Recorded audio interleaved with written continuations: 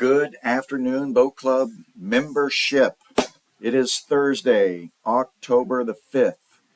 I have an exciting briefing for you today. The topic is South Shores.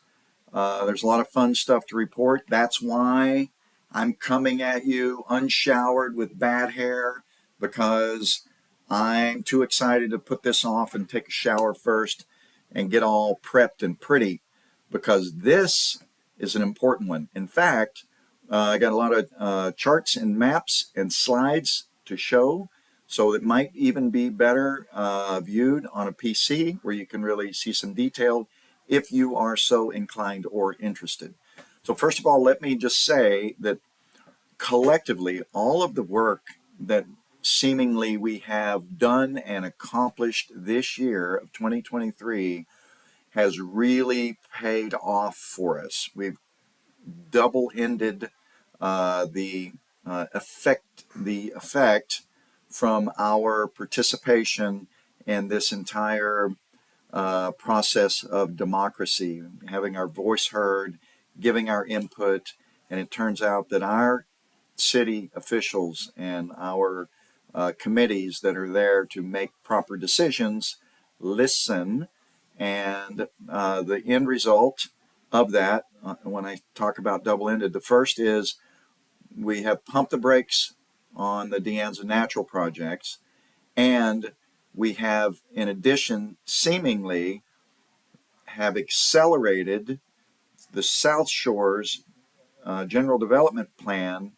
And more importantly on that one is that the Boat Club appears to be getting first priority regarding that project. So that became apparent on the meeting on Tuesday. So these are the slides that I'm going to show you. I took photos. I don't think these slides are available yet from the city, but they're some very interesting stuff. So I'm going to show you, try to give you the picture that they've laid out for all those in attendance, and I'm going to try to do an adequate job of articulating that. So South Shores is listed in the Mission Bay Master Plan, has been for a long time. And this is the opening slide. And I would like to draw your attention to the very first line in this slide. So up here at the top includes amenities such as ski club. First listing on the slide is the San Diego Mission Bay Boat and Ski Club. A day-use marina, promenade, public amphitheater, playground, restroom, beach, habitat area, parkland, additional parking. So I have a couple of more slides to kind of show you where this is at, but this is Hidden Shore Anchorage. This is SeaWorld up here. All of this is a development area considered South Shores, and there are a lot of little call outs. Now this is all kind of early speculation and so on, but that gives you an idea of where of the first slide. Now let me show you a couple more that's something you can relate to a little bit better. So this is an aerial photo of the South Shores acreage here. Let me try to zoom in. There are 96 acres in this main part here. Now, to give you some orientation, this is the boat ramp. It is a beautiful boat ramp. They did a very nice job. There's about 400 parking spots if it was all boats. I think it's 450 spots in total. That is done and completed. There's also a beautiful comfort station there. And right now there is an RV dump site there as well. This is SeaWorld Drive. When you come in here, this Silent Flyers, this is where the remote control airplane guys are doing their thing. There's the bridge over to Fiesta Island. And this is interesting. This is something called this Sunrunner site. This area right here, I believe, was not given to the planning committee for development until now. This may change. Okay, let's come out. Here's another aerial view looking from the west into the north. It's a good image right here. again, here's your boat launch. And check this out. See this area right here in the corner? Turns out that is exactly 4 acres. And that 4 acres is what the boat club needs. So this is the future home of the San Diego Mission Bay Boat and Ski Club. And I can tell you right now, it is a beautiful site. There's water on 2 sides, and on one side there's a cul-de-sac. So we're going to basically be cul-de-sac living, and on the other side is a gorgeous parking lot for 450 cars or 400 boats. Now, to give you another, so SeaWorld has some storage area here, and then the actual park is here. So from this location, you can hear the roller coasters from SeaWorld, and the fireworks from SeaWorld literally almost fall onto the property. They're directly above, but I'll come out and show you that here in a second. Now, let's look at this real quick. This outlines 96 acres is the area here. This Sunrunner side is another 9.5 acres. I think this is part of their development plan. And 94 of the 96, right up here in the corner, head there, that would be our location. Okay. So, what about the dumping ground? Yeah, there used to be a dump site. So let's have a look at that. Everything in yellow here was the landfill. The landfill was active from 1952 to 1959. They have done some, there's been a lot of studies, a lot of reports done on this stuff. The cool thing in regards to us, as you can see, we are outside the old landfill area. We are outside of that, but we're within 1,000 feet. So there will be some required mitigation, I think, but that's all going to be uh, handled by the city. Oh, the other. Okay, so let me come back to that because there's another component here. Let's see. This one. This is an interesting slide here because the area of focus. Actually, this is showing the boundaries for the little electric flyers. So that's all that is. All right. But what I was going to show you there, the city's main focus is the park region and the development for that. So here's a sketch of some of the ideas and concepts of what they want to do with the main park area. But you can see even on this slide, future boat and ski club. So we are covered in this plan. Now, let's talk just for a second about timing because there's something interesting that came up during the meeting. Someone said, "Well, what about the De Anza project and all that, and how does that play in? And are you guys communicating?" And then they called up Scott, who's managing the development of that. So here's the important part. South Shores just began GDP. Uh, that's going to go. They have a schedule that takes us out through this year into next year, and the GDP should be completed and up for approval from City Council by the spring of 2025, early 2025. So that's really uh, 2 year, less than 2 years before this goes up for approval. Now, the De Anza project doesn't have a GDP, and it doesn't have budget. So there's budget money for this. Uh, De Anza doesn't have budget money, and there's no GDP. In fact, it's still got to go through Coastal Commission. It's got multiple hoops to go through. So the words were spoken is that De Anza is 3 years behind South Shores. So, um, so I think that's good news. It means that there's not we have more potential to get a new home well in time before the De Anza project even is up in position for approval. Okay, so that's mostly what I wanted to cover as far as timing. There was a slide regarding the timing, but it doesn't look like I recorded that. Okay, so you guys are clear. Let me show you one more time where the space is, and then I want to show you our initial submission to the city.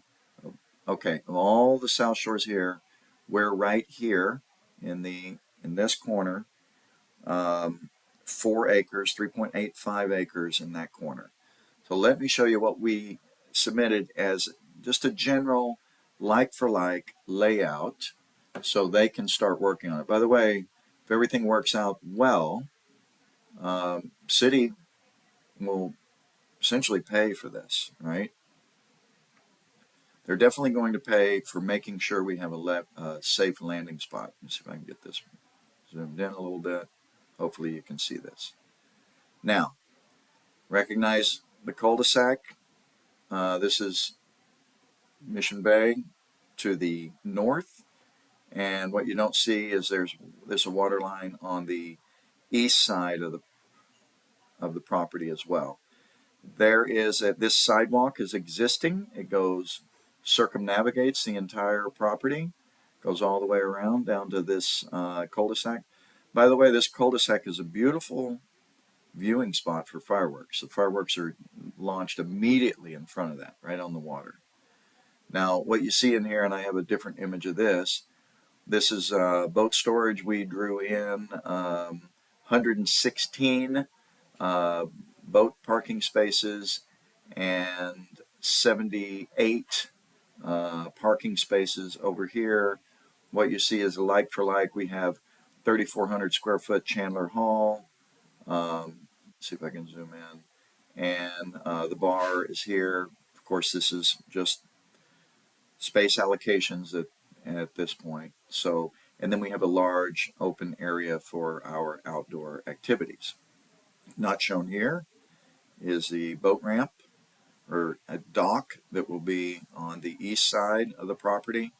And day use marina is called out in the city slide.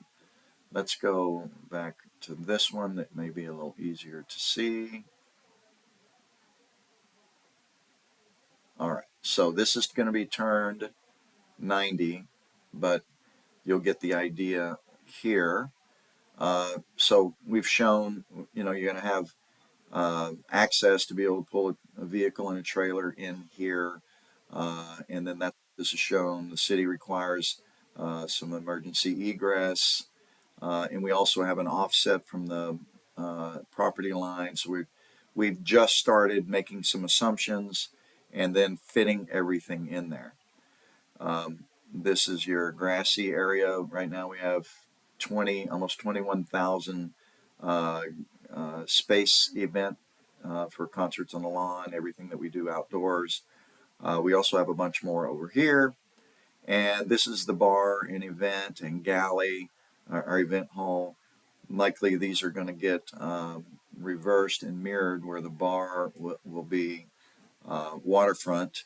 There will be decking wrapping around. So essentially, we're going to have a 180-degree view of water, and then even I think we'll have views of the downtown as well, because we're going to have a second floor outdoor deck.